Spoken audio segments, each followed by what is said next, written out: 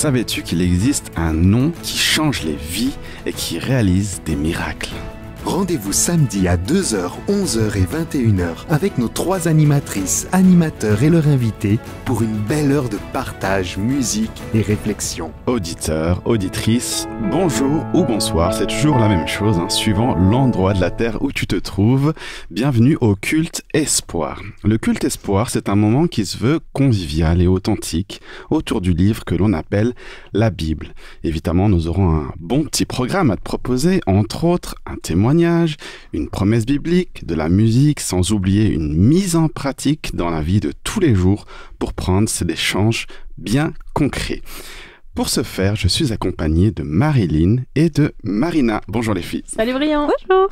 Alors ce sera un culte particulier car c'est un culte dit chroniqueur. Concrètement, avec l'équipe, nous mettons en prière pour être inspirés, guidés et on réfléchit sur une thématique qui nous interpelle, qui nous touche. Ensuite, nous te la partageons pour qu'elle puisse mûrir au sein de ton foyer, de ta réflexion personnelle avec Dieu. Aujourd'hui, nous souhaiterions nous aventurer avec toi dans un épisode de la Bible. On a d'ailleurs été bien inspirés et guidés par notre chroniqueuse Amandine. Merci Amandine. Merci. Épisode que tu connais peut-être où Pierre et Jean, disciples de Jésus, guérissent un paralytique de naissance.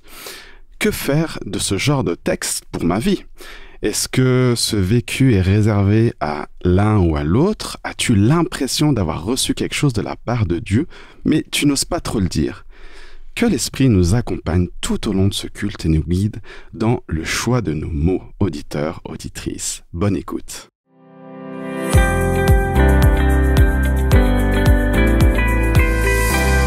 Nous commençons généralement toujours par la chronique « Dieu dans ma semaine », une chronique où nous te partageons ce que nous pouvons vivre avec Dieu, Dieu relationnel, Dieu concret. Alors voilà, si tu ne l'as pas encore découvert au détour d'une petite phrase ici ou là dans nos cultes, eh bien la préparation et le vécu de ces cultes est une expérience vraiment riche et je crois que je ne suis pas la seule, c'est ça. Alors cette semaine, je voulais vous partager quelque chose en lien avec ce texte qui m'a interpellée. On a créé un petit groupe WhatsApp pour échanger, préparer, partager nos réflexions. Et suite à un des échanges, je suis rentrée avec ce qui avait été dit en tête et j'ai dit à Dieu, Seigneur, il y a des choses que j'ai en tête suite à ce qui a été dit. Et, il y a certaines autres qui sont venues un petit peu frotter et je veux écouter, entendre ce que tu as pour moi dans ce texte et ce que tu veux nous amener à partager avec l'auditeur. Pas juste être dans la réaction. Et donc, j'ai pas fait de retour tout de suite. J'ai eu un rendez-vous dans la soirée, puis l'occasion de poser certaines actions suite à l'échange que j'ai eu. Et je crois que Dieu m'invitait à faire ces choses que j'ai donc mis en place. Et puis le lendemain matin, je m'attaque à la lecture du texte de la Bible de ce culte. Et voilà qu'en continuant la lecture, pour avoir le contexte, je tombe sur cette affirmation qui est faite dans le texte qu'on partagera. C'est par la foi en Jésus que cette personne a été affermie sur ses jambes. Et là, bing. Il faut dire qu'en fait, ça fait des mois, ça fait vraiment un certain temps que j'ai un texte qui est pour moi une promesse. Parce que sur certains points particulièrement, je me sentais un peu bancale, même bien bancale. Et cette promesse, eh bien, elle invite à faire des voies droites pour que ce qui est fragile ne se casse pas, mais soit guéri. Alors, je me cramponnais à ça. Mais elle n'était pas dans mon esprit à ce moment-là. Par contre, ça a fait tilt quand j'ai lu cette affirmation de Pierre, c'est par la foi en Jésus qu'il a été affermi. En lien en plus avec ce que j'avais été amenée à faire la veille et différentes autres choses qui tombaient en même temps, eh ben c'est comme si ce qui était bancal en moi, Jésus me disait, ma fille, par ta foi, ça maintenant c'est rétabli. Et pourtant, c'est pas comme si tout est complètement révolutionné. Parce que j'ai pas eu de réponse le matin en ouvrant mon mail.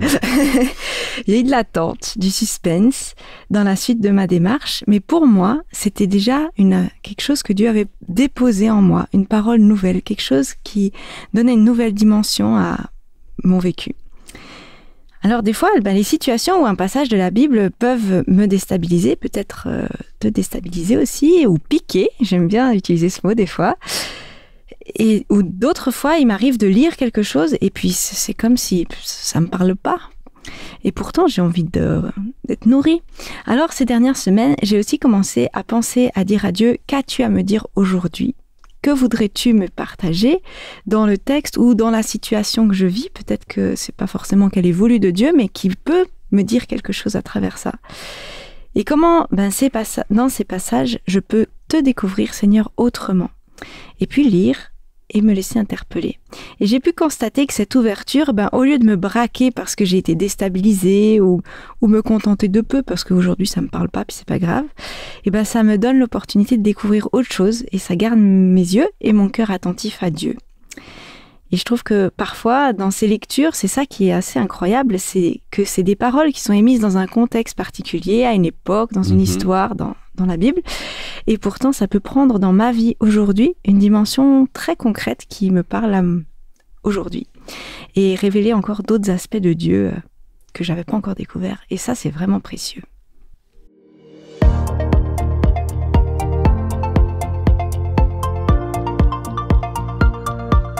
Marilyn, que nous proposes-tu pour la promesse du jour ? Alors, la promesse que je vous partage aujourd'hui se trouve dans la lettre aux Hébreux, qui est à la fin du Nouveau Testament, un peu avant l'Apocalypse. Donc, la lettre aux Hébreux au chapitre 12 et au verset 12. C'est facile à retenir. C'est pourquoi, redressez vos bras fatigués, rendez plus forts vos genoux tremblants, faites de bonnes pistes pour vos pieds. Alors, ce qui boite ne se tordra pas la cheville, au contraire, il guérira. C'est une promesse pour moi de restauration, de guérison pour les genoux tremblants. Peut-être que tu as des jambes ou des bras fatigués physiquement, peut-être moralement, plus envie d'avancer ou tu vois bien qu'il y a des choses qui ne sont pas droites dans ta vie. Pour moi, cette promesse me rappelle qu'aujourd'hui, des attitudes qui peuvent ne pas être idéales ou des situations dans lesquelles je suis épuisée moralement, spirituellement, avoir de la peine à marcher droit physiquement, dans ces situations, Dieu me rappelle qu'en cherchant à marcher droit, ça va payer et la guérison interviendra. Maintenant ou plus tard, en tout cas, ça sera restauré.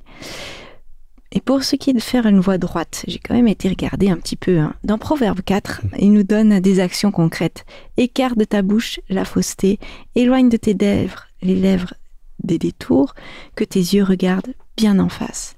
Alors que Dieu nous accompagne sur ce chemin de restauration, de redressement de nos idées, de nos chemins pour la guérison. Acte 3, 1 à 9. Il est dit « Un après-midi, Pierre et Jean montaient au temple pour la prière de 3 heures. Près de la porte du temple, appelée la Belle Porte, il y avait un homme qui était infirme depuis sa naissance. Chaque jour, on l'apportait et l'installait là pour qu'il puisse mendier auprès de ceux qui entraient dans le temple. Il vit Pierre et Jean qui allaient y entrer et leur demanda de l'argent. Pierre et Jean fixèrent les yeux sur lui, et Pierre lui dit « Regarde-nous ». L'homme les regarda avec attention, car il s'attendait à recevoir d'eux quelque chose. Pierre lui dit alors « Je n'ai ni argent ni or, mais ce que j'ai, je te le donne. Au nom de Jésus-Christ de Nazareth, lève-toi et marche. » Puis il le prit par la main droite pour l'aider à se lever. Aussitôt, les pieds et les chevilles de l'infirme devinrent fermes. D'un bond, il fut sur ses pieds et se mit à marcher. Il entra avec les apôtres dans le temple en marchant, sautant et louant Dieu. Toute la foule le vit marcher et louer Dieu. Cette histoire, c'est l'histoire de plusieurs rencontres. Tout d'abord, nous avons Pierre et Jean. Ce sont des amis de longue date. Ils étaient pêcheurs en Galilée. Chacun a rencontré Jésus. Ils ont développé une relation personnelle avec Jésus. Mais ils ont vécu ensemble des expériences fortes avec lui. Des expériences qui les ont changés. Pour te donner un petit aperçu de leurs expériences avec Jésus, dans Marc 5, 37, Pierre, Jacques et Jean ont accompagné Jésus chez Jairus, chef de la synagogue. Et ils ont été témoins de la résurrection de sa fille par Jésus. Ah ouais. Ouais, quand même. C'est pas mal. Déjà une belle étape. Dans Marc 9, 2, Pierre, Jacques et Jean accompagnent Jésus dans une haute montagne. Ils vont être témoins de la transfiguration de Jésus, un bien grand mot. Ils voient Jésus dans sa gloire et ils vont le voir parler avec Élie et Moïse. Et Dieu va leur dire que Jésus est son fils. Et puis dans Marc 14, 33, Jésus les prend à part dans le jardin de Gethsémani avant qu'il soit arrêté et crucifié. Et il leur demande de veiller et de prier. On sait aussi que Pierre et Jean ont reçu un cadeau très spécial de Dieu, le Saint-Esprit, comme une force qui vient de Dieu et qui accompagne désormais leur quotidien. Dans Actes 2, 33, Pierre dit « Jésus a été élevé à la droite de Dieu et il a reçu du Père le Saint-Esprit qui avait été promis et il l'a répandu sur nous. » Dans Actes 1, 8, Jésus leur dit « Vous recevrez une force quand le Saint-Esprit descendra sur vous et vous serez alors mes témoins. » Les disciples dont Pierre et Jean font partie sont appelés par Jésus à témoigner, guérir et libérer en son nom, le nom de Jésus, et par la force du Saint-Esprit. Alors, Pierre et Jean sont des croyants qui sont en marche. Et dans notre histoire, on apprend qu'ils étaient en train de monter au temple. Alors, monter ici, ça vient du grec, attendez, anabaino. Je parle pas encore grec couramment. C'est le mot qui est utilisé dans le verset et qui dit que Jésus monta sur une colline pour prier. Dans Matthieu 14, 23. Jésus va donc à la rencontre de Dieu. Tout comme Pierre et Jean vont dans notre histoire aussi à la rencontre de Dieu. Anabaino, ça veut dire s'élever, ça veut dire grandir. Et je comprends que aller à la rencontre de Dieu, ça va m'élever, ça va me faire grandir. Je trouve que c'est une assez chouette image déjà. Et quand on va d'ailleurs à la rencontre de Dieu, finalement, ça nous fait aller à la rencontre de l'autre. La boucle est bouclée, comme on dit. Ici, l'autre, c'est un homme boiteux de naissance. Il peut pas marcher, il est infirme, il est paralysé. Quel est son nom, son histoire, son origine, son passé, ses expériences ? On ne le sait pas dans ce texte. La seule chose qui le définit, c'est son handicap, c'est sa paralysie. Il est réduit à cela d'ailleurs par l'auteur et du coup par nous, les lecteurs, les gens qui le voient. Peut-être aussi que même lui-même se réduisait uniquement à ça finalement, rien que ça. Notre homme est dépendant de ses mouvements. Verset 2, il est dit que on le portait, on le plaçait à la porte. Et du coup, lui, simplement, pour subvenir à ses besoins, il demandait l'aumône. Alors, dans la tradition juive, la piété, c'était la combinaison de deux choses. C'était prier au temple et aussi donner de l'aumône. Donc, notre homme paralysé dépend de la ferveur de ceux qui décident, de ceux qui l'entourent. Mais pourtant, c'est un homme qui est vraiment exclu. Il se trouve à la porte de ce temple appelé la belle porte. C'est sans doute une grande frustration pour lui. Il est au seuil de cette belle porte, mais il n'a pas accès à ce lieu. Un lieu qui est social à l'époque, très important, un lieu d'échange, un lieu de partage. Ça semble un peu ironique, cette belle porte qui n'accueille pas le malade. Alors, est-ce que cet homme est résigné ? Il est assis, passif, à attendre en même temps. Il est là tous les jours. Ça montre tout de même une démarche, une volonté de vivre, une volonté de survivre, de s'en sortir. Et il demande l'aumône. Il est en demande, il est en recherche de quelque chose. Mais on va comprendre qu'il y a plus pour lui. On apprend qu'il attend de recevoir. Mais peut-être qu'il n'attend pas la bonne chose. Et voilà que notre rencontre entre nos trois protagonistes arrive. Alors regardons les étapes de cette rencontre. En fait, cette rencontre commence avant la rencontre. Si Pierre et Jean ne s'étaient pas mis en marche, la rencontre avec l'homme paralysé n'aurait pas eu lieu. Et quand on se met au service de Dieu, quand on veut vivre avec et pour Dieu, cela va nous amener à rencontrer l'autre, à rencontrer les enfants de Dieu. Alors, la première étape, c'est de se mettre en marche. Et puis, il y a le regard. Le texte nous dit que l'homme vit Pierre et Jean, au verset 3. Et le dictionnaire nous dit que voir, c'est enregistrer l'image de ce qui se passe dans le champ visuel d'une manière passive, sans intention préalable. Donc l'homme a l'habitude de voir, être vu, mais pas d'être regardé. Et il est dit que Pierre, comme Jean, fixa les yeux sur lui, au verset 4. Alors le terme utilisé là, c'est athénizo. Moi aussi, j'ai pas encore fait grec couramment. Regarder, se concentrer sur, c'est ça ce que ça veut dire, ce verbe. Et d'ailleurs, ils lui disent « regarde-nous ». Regarder, c'est chercher à percevoir, à connaître par le sens de la vue. Prêter attention à quelqu'un, s'intéresser, s'inquiéter, témoigner de l'intérêt. Pierre, en le regardant, humanise l'homme. C'est un peu comme s'il lui disait « tu existes, je te vois, je m'intéresse à toi, ne fuis pas du regard, n'aie pas honte. Rentrons en contact, que nous puissions avancer ensemble. » Cette rencontre force l'arrêt. C'est un imprévu sur le chemin de Pierre et Jean qui prend du temps et qui change le programme. Se mettre au service de Dieu, c'est accepter les surprises, les imprévus, les changements de plan, aller à la rencontre de l'autre. C'est prendre du temps, s'intéresser à l'autre dans une démarche volontaire et active. Puis il y a la parole. Pierre lui dit « Je n'ai ni or ni argent, mais ce que j'ai, je te le donne. » Il lui adresse la parole. « Tu existes, je te parle. » Sa proposition, ce n'est pas ce que la société lui propose. L'argent, c'est utile, cela sert à vivre, à subvenir aux besoins matériels. C'est ce que l'homme attend, c'est ce qu'il connaît. Il n'attend pas plus, peut-être pense-t-il qu'il ne mérite pas plus. Pierre lui dit « Ce que j'ai, je te le donne. » On sait que Pierre a, il l'a reçu comme cadeau, le Saint-Esprit. Que produit l'Esprit? La lettre aux Galates, chapitre 5, verset 22, nous dit « Mais ce que l'Esprit Saint produit, c'est l'amour, la joie, la paix, la patience, la bienveillance, la bonté, la fidélité, la douceur et la maîtrise de soi. » Pierre a reçu et il donne à son tour. Donne ici, didomi, en hébreu, veut dire cadeau. Il fait don des fruits de sa foi. Il croit que Jésus peut sauver cet homme. Alors, il lui dit, au nom de Jésus de Nazareth, au nom de Jésus-Christ de Nazareth, lève-toi et marche. Il déclare la guérison sur la vie de cet homme au nom de Jésus. Il déclare la délivrance de sa paralysie. Il lui offre une nouvelle perspective, un nouveau chemin.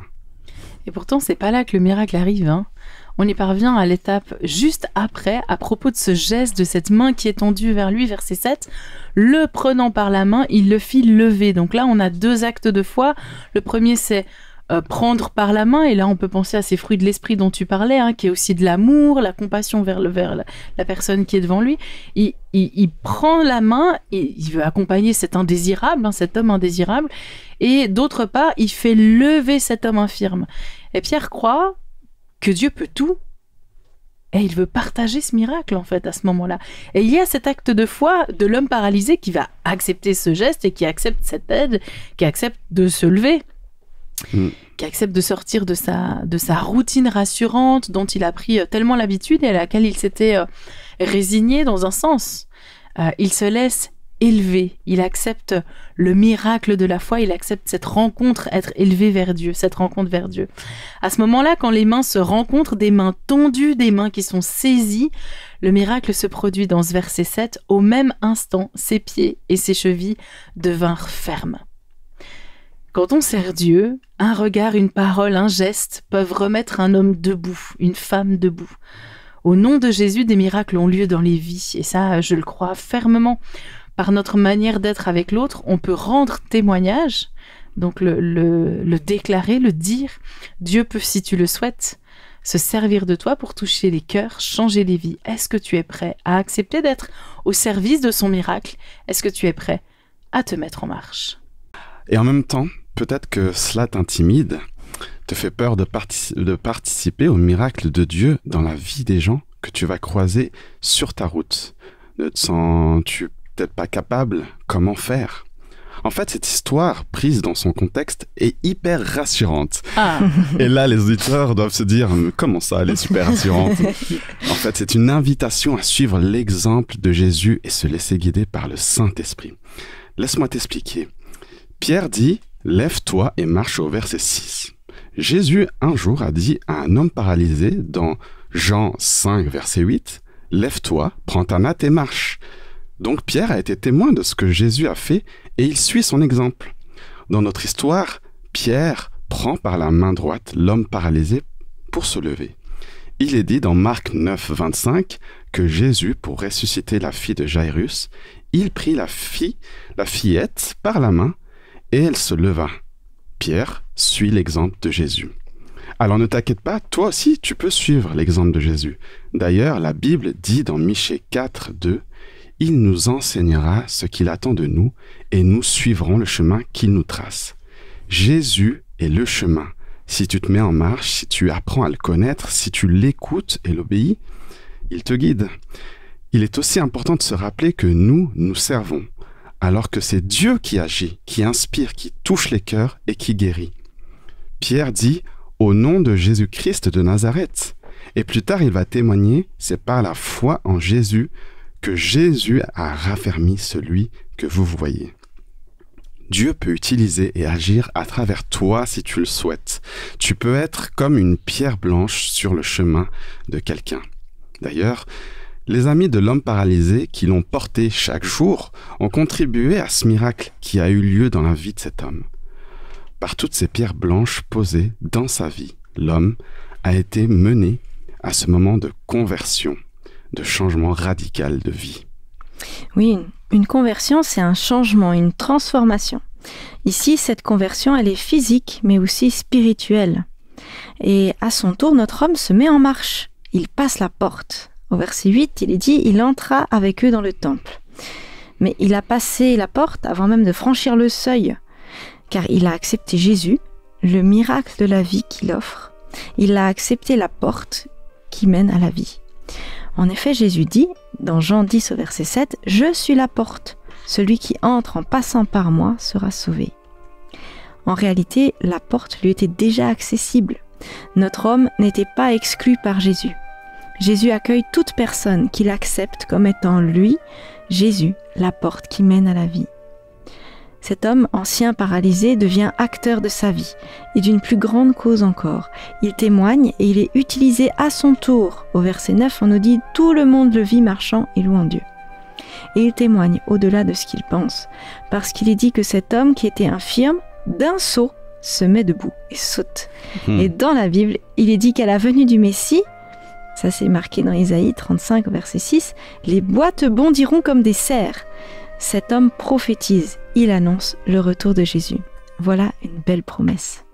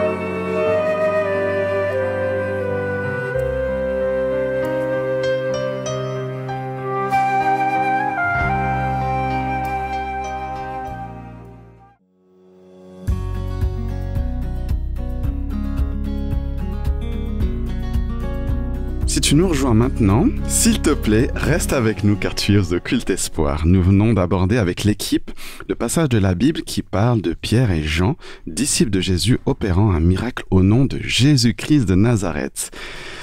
Forcément, ce genre de choses surnaturelles devrait nous interpeller.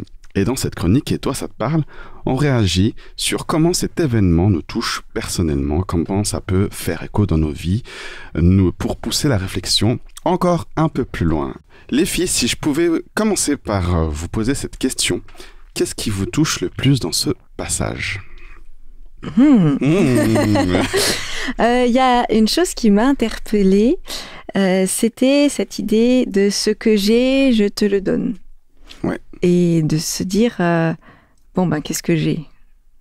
Là, en tout cas, il était très très au clair sur ce qu'il avait et l'impact positif que ça pouvait faire dans la vie de la personne en face de lui. Et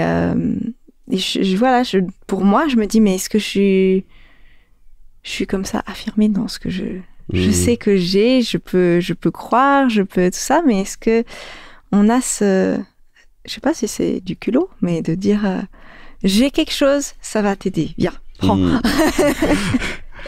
Les dons de l'esprit, ce qu'il a reçu, comme par exemple Pierre, c'est ça ? C'est ce que ça produit chez toi. Est-ce que ça te produit de la joie aussi? Ça, c'est des choses que aussi on peut recevoir et qu'on peut partager aux autres. C'est aussi une façon de partager aussi ce qu'on a reçu de Dieu. Et qu'on se rend effectivement peut-être pas compte, mais ça, c'est sûr. La joie, la paix, et il y a des fois, on peut nous dire, les gens peuvent ressentir de la paix ou de la joie, et c'est quelque chose qu'on peut donner aussi, ouais. Moi, je suis assez marquée, en fait, par ce qui se passe, en fait. Nous, on est des chrétiens pratiquants, quoi, on peut le dire comme ça. On a l'habitude de prier. Et c'est vrai qu'il peut arriver dans nos églises avec des amis, des proches, la famille, où on se dit je vais prier pour toi parce qu'effectivement tu m'as partagé quelque chose qui est difficile. Alors je peux prendre un temps avec toi et puis on va prier ensemble et puis on veut croire que on va demander à Dieu la guérison, on va demander à Dieu son soutien. Et voilà. Et en fait, là, ils sont pas en train juste de prier en disant « Seigneur, ce serait cool si tu pouvais peut-être, s'il te plaît, avec toute ma foi que j'essaye d'affermir, guérir cet homme qui est face à moi. » Et puis, on en reparle, c'est un peu ça. Hein. Comme tu le dis, Marie-Lyd, il sait très bien, ce Pierre, ce qu'ils ont reçu. Moi, j'ai reçu ça, je vais même pas prier, je vais déclarer que j'ai reçu quelque chose et que là, tu vas guérir et j'y crois fermement parce qu'en plus, on va le tester tout de suite. Je t'attrape par les bras et je te mets debout et t'es guéri. En fait, je t'annonce déjà que cette démarche-là fait que tu vas marcher après avec nous. Tu vas aller dans le temple alors que t'as jamais été pendant toutes ces années. Mais c'est quand même fou. Moi, je trouve qu'il faut une sacrée confiance en Dieu pour oser ce truc-là. Une sacrée confiance, c'est vrai. Et c'est tout ce travail de nous croyants de nous dire, OK, alors première étape que tu suggérais, c'est peut-être qu'est-ce que j'ai reçu. Et puis la deuxième étape, c'est OK, j'ose, je vais de l'avant. On y va, quoi. Avec peut-être toutes les craintes, avec tout ce qui se passe dans notre intériorité, hein, qui est en train de nous dire, mais si ça marche pas, qu'est-ce qui se passe, le regard des autres, etc. Je pense que pour Dieu, sérieusement, ça n'a aucune importance qu'on se plante. On est dans un apprentissage de vie de disciple, de vie de, à l'image de Jésus et tout ça, et que peut-être que, d'une manière ou d'une autre, ça fonctionne pas. Mais s'il y a de l'amour après entre nous, les fruits de l'esprit, c'est pas grave si ça marche pas. T'es en train d'exercer ton don, t'es en train d'exercer quelque chose. Et puis tu vas continuer et puis Dieu va travailler en toi et puis ça va fonctionner, Dieu va agir et tu vas vivre des miracles, des guérisons, des résurrections dont tu avais parlé aussi dans les textes précédemment. Je trouve que c'est pas mal, ça nous défie, hein, Max, hein. Moi, ça me fait penser là tout de suite, je sais pas pourquoi je pense à ça, je pense aux procurations qu'on peut donner. Par exemple, quand on demande à quelqu'un, on donne une procuration aux parents ou à la famille pour qu'ils puissent agir sur les comptes bancaires ou quoi. Là, en comparaison, ça me fait penser, on déclare au nom de Jésus, donc finalement, il nous a quelque part procurer ce don-là et je trouve que c'est fort parce que comme tu disais, il faut avoir cette confiance-là, donc il faut connaître que quand tu donnes une procuration, c'est que tu as confiance en la personne, donc tu lui donnes cette procuration, tu la connais et quelque part, Pierre, Jean, ils ont vu comment Jésus a agi, ils ont confiance, donc ils ont cette procuration-là, donc voilà, ça m'interpelle aussi le nom de Jésus pour ça. Et vous, à la maison, dans votre réflexion personnelle, comment ça vous parle?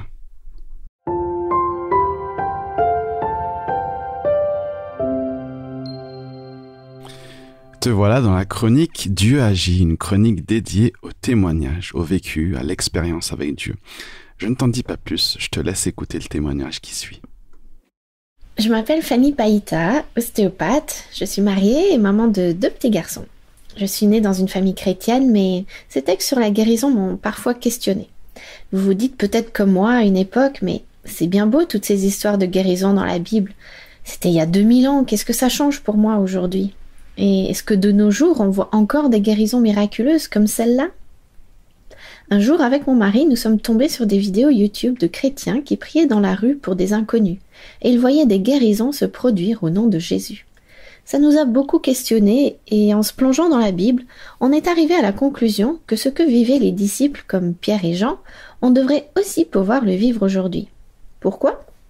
Parce que je crois que Jésus-Christ est mort et ressuscité et qu'il est toujours vivant et agissant aujourd'hui. On peut lire dans le Nouveau Testament, dans Marc 16, les dernières paroles de Jésus à ses disciples avant de monter au ciel. Je résume ici quelques versets. Allez par tout le monde et prêchez la bonne nouvelle à toute la création. Voici les miracles qui accompagneront ceux qui auront cru. En mon nom, ils imposeront les mains aux malades et les malades seront guéris. Le Seigneur, après leur avoir parlé, fut enlevé au ciel et il s'assit à la droite de Dieu. Et ils s'en allèrent prêcher partout. Le Seigneur travaillait avec eux et confirmait la parole par les miracles qui l'accompagnaient. Ce qui m'a marqué dans ces versets, c'est d'abord que tous ceux qui croient en Jésus sont appelés à partager la bonne nouvelle de Jésus ressuscité, mais surtout une chose que je n'avais pas comprise avant, c'est que tous ceux qui ont cru en Jésus sont aussi appelés à guérir les malades en imposant les mains en son nom. Donc, ce n'est pas que j'ai reçu un ministère de guérison ou que j'ai une onction spéciale. Non, rien de tout ça. Je crois juste que Jésus confirme avec des miracles le fait qu'il soit vivant en guérissant les malades pour lesquels je prie.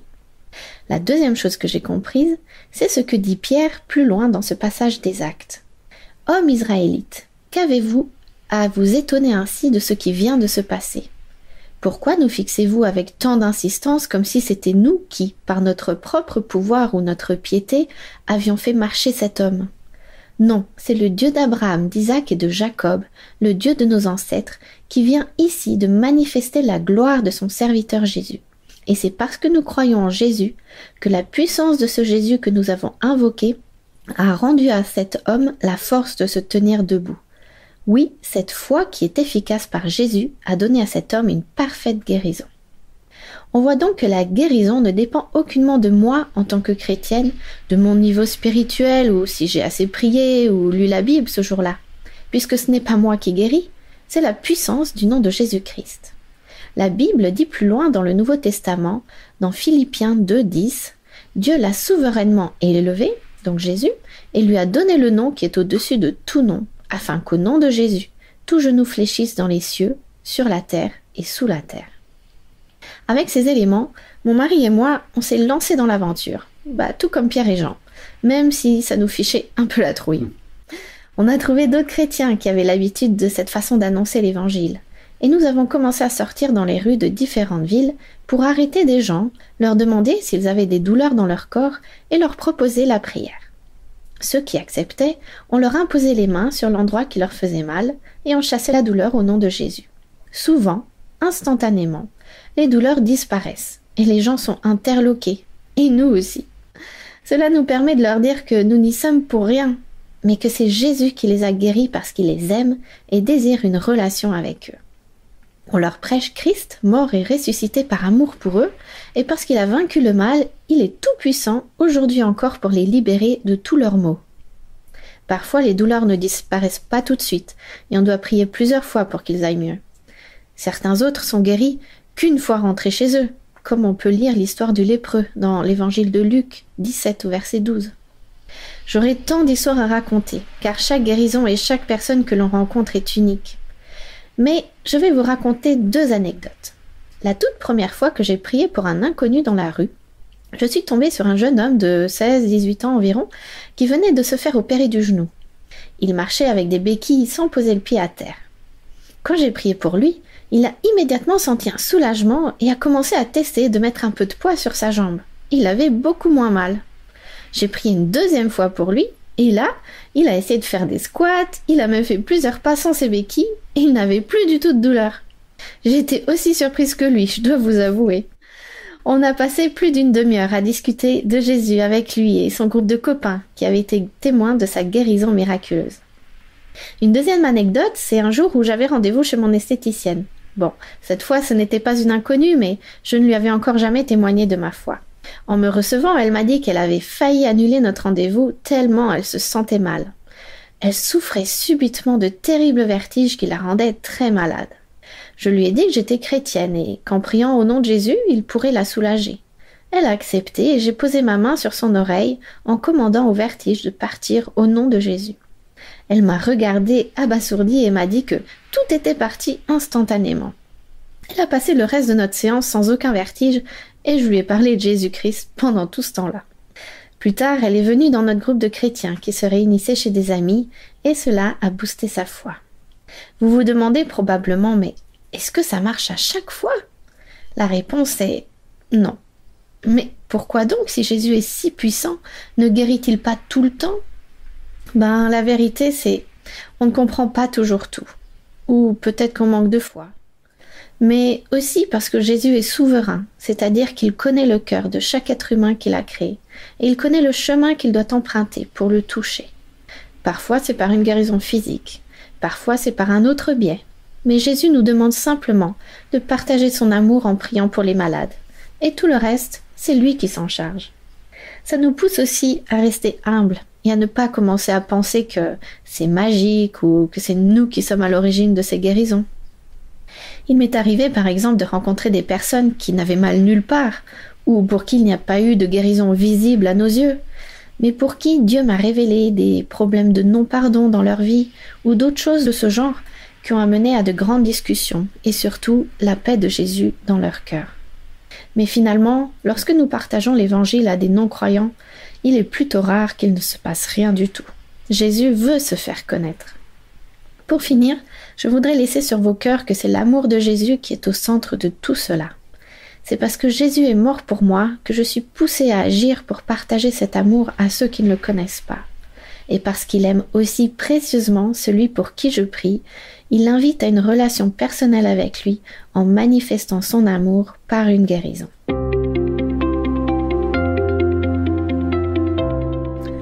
La force dans le nom de Jésus. J'avais envie, d'ailleurs, dans notre chronique Dieu dans les arts, de vous parler de cette expression « au nom de Jésus ». Alors, on l'utilise franchement pas mal chez les chrétiens, notamment quand on prie. Alors, on va tenter ensemble de comprendre ce que ça signifie. D'abord, un texte, Jean 16, verset 23, qui nous dit « Tout ce que vous demanderez au Père en mon nom, il vous le donnera ». Ça, c'est Jésus qui parlait à ses disciples. Jean 14, verset 14, « Si vous demandez quelque chose en mon nom, je le ferai ». Ainsi, lorsqu'on demande la guérison, la délivrance ou qu'on fait toute autre demande à Dieu, on a l'habitude, nous, de dire « au nom de Jésus ». Bon, mais quoi, est-ce que c'est une formule magique? Est-ce que il faut juste caler ça dans notre prière ou dans ce qu'on dit pour que, bim, ça marche? Non, la magie ne vient pas de Dieu, on le sait déjà, on a des textes bibliques qui en parlent. Au nom de Jésus, qu'est-ce que ça veut dire? Alors, je suis allée chercher un petit peu la racine de ce mot. Le nom de Jésus, c'est quoi déjà? Alors, Yeshua, c'est le nom de Jésus en hébreu.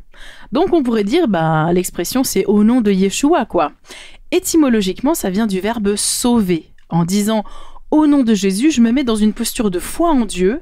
Je déclare que je crois qu'il va encore sauver aujourd'hui, qu'il peut encore sauver, qu'il va le faire. C'est un engagement quelque part de foi. J'ai découvert également que dans le Yeshua en 2 syllabes, Yehoshua, le Shua signifiait le cri à l'aide. Autrement dit, quand je dis au nom de Jésus, au nom de Yeshua, je suis en train de dire mais au secours quoi. Viens à mon secours. Donc en fait, on le sait pas, mais on termine toutes nos phrases en disant mais au secours quoi. Et là vraiment, Jésus, j'ai besoin de toi. J'ai besoin de ta présence. Prier au nom de Jésus, demander la guérison au nom de Jésus, c'est reconnaître qu'on a besoin de ce secours de Dieu dans cette situation qu'on est en train de rencontrer.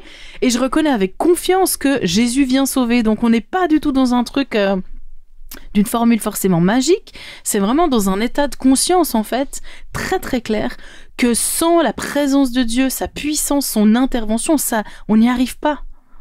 Ça nous remet à notre place aussi d'humain et peut-être aussi dans cette action de se dire ok, moi j'ai fait ma part là maintenant, il faut vraiment que ce soit toi qui agisses parce que moi tout seul je peux pas quoi. C'est un peu ça. Alors je peux pas vraiment finalement demander la guérison au nom de Jésus si je connais pas ce Jésus, si j'ai pas une relation avec lui, si je sais pas du tout de qui je parle. J'ai pas envie d'être sauvé par quelqu'un auquel j'ai pas confiance. Je peux pas demander crier au secours à quelqu'un que je ne connais pas, avec lequel j'ai peut-être pas créé quelque chose. Je dois croire que Jésus peut sauver et je vais lui dire au secours. Je suis conscient de qui est Jésus, de comment il peut m'aider. Je connais sa puissance, je connais son autorité sur les situations, je connais son autorité sur les événements pour croire qu'il peut agir et guérir un infirme quand je le prie. Waouh! Incroyable. Alors j'aimerais t'inviter à expérimenter ce Jésus dans ta vie, ce Jésus qui est capable de faire des miracles incroyables dans ta vie, mais aussi dans celle de tes proches, un Jésus qui guérit, Un Jésus qui sauve, qui entend, qui soutient, ce Jésus qui accompagne, qui ressuscite, on l'a dit, qui délivre des addictions, etc., etc. Tu peux mettre plein de choses dans ce Jésus qui peut faire. Moi, ce Jésus, en tout cas, je suis contente de pouvoir l'appeler à mon secours. Et j'ai vraiment découvert ça, que j'imaginais pas du tout quand je priais, que j'étais en train de dire tout ça. Et si tu choisis de vivre quelque chose avec Jésus, tu peux simplement lui dire, écoute Jésus, j'ai envie que tu viennes dans ma vie pour changer des choses, pour aider mon quotidien. Je vais t'inviter, je vais te laisser une place. Je t'invite à agir dans ma vie, à sauver en moi ce qui doit l'être. Et puis tu termines au nom de Jésus comme un appel au secours. Et tu peux dire Amen. J'aimerais t'inviter à vivre avec moi cette prière au nom de Jésus. Alors je t'invite juste à fermer les yeux. Seigneur, merci parce que tu es un Dieu qui a des projets pour ma vie, qui a des projets pour la vie de nos auditeurs. Parce que tu nous as aimés depuis toujours et puis que quoi qu'on fasse, quoi qu'on devienne, ton amour pour nous, pour chacun des auditeurs qui nous écoutent aujourd'hui, reste intact. Je te demande pardon pour toutes les fois où moi j'ai envie de mener ma propre vie, où on a parfois l'envie de faire nos propres choix sans ta présence, sans ton appui. Pardon pour les erreurs qu'on fait, pour les chemins de travers qu'on emprunte bien trop souvent. On t'invite à venir pardonner, à venir restaurer nos vies. On a besoin de ce Jésus qui vient nous sauver. Tu as dit dans ta parole, la Bible, que ceux qui choisissent Jésus comme maître de leur vie, quand ils décident de le suivre, de vivre avec cette foi en toi, ils sont appelés à faire des choses plus grandes encore que celles que Jésus avait faites. Et pourtant, Jésus, il en avait fait des miracles, il en avait fait des guérisons, des délivrances, etc. Et comme Pierre, je veux croire ce que tu dis dans ta parole, la Bible. Je veux mettre ma confiance en toi, je veux obéir à ce que tu nous proposes de vivre. Une vie de foi, de croire en ce qu'on ne voit pas encore, et de vivre dans la puissance de ce Saint-Esprit. Alors j'aimerais maintenant crier à l'aide, au secours vers Jésus qui sauve. Et j'aimerais prier pour toi, chère auditrice, cher auditeur, qui peut vivre des temps d'inconfort, des temps de maladie.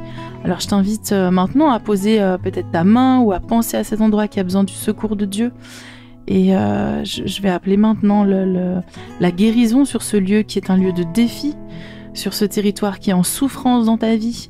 Je veux déclarer que les douleurs, que la maladie, que cet inconfort n'a pas sa place dans ta vie. Et j'appelle à une guérison maintenant, à la régénérescence des tissus, des cellules, le bon fonctionnement de ton corps, de tes émotions, de ton intelligence, de ton esprit aussi, sans délai. Je le déclare non pas par mes forces, mais avec le secours de Jésus et la puissance du Saint-Esprit dont on a parlé aujourd'hui.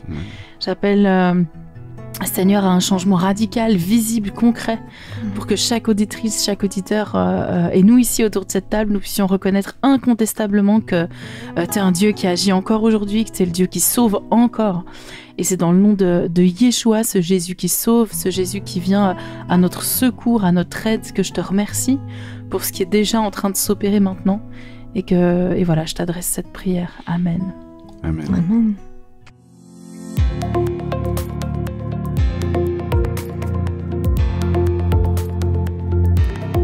Nous ne te quitterons pas sans l'action du jour. Que nous proposes-tu, Marilyn? On est prêts. Attention.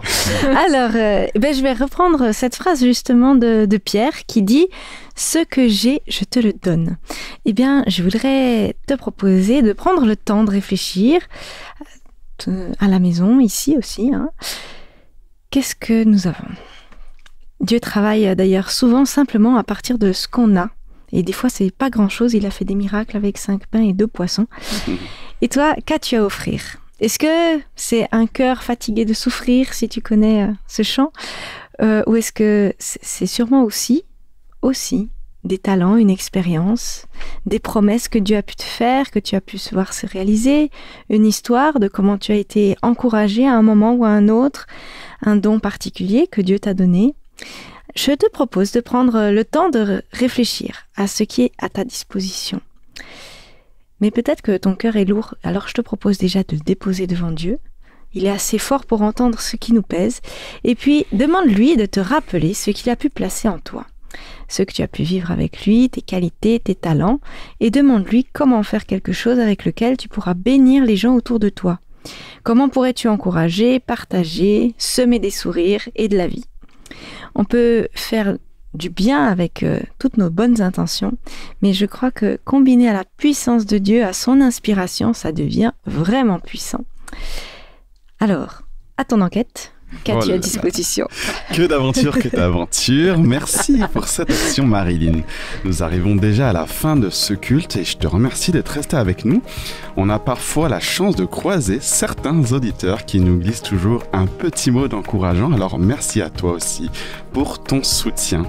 Merci les filles pour cette aventure qui était aussi riche en échanges qu'en émotions. Ouais, c'est partagé. Merci, Brillant. Merci évidemment à notre Père Céleste qui ne cesse de nous accompagner dans son amour infini. N'hésite pas à partager ce culte autour de toi, tes amis, la famille, tous ceux et à celles que tu penses. Quant à moi, je te dis encore merci et à la semaine prochaine. Ciao!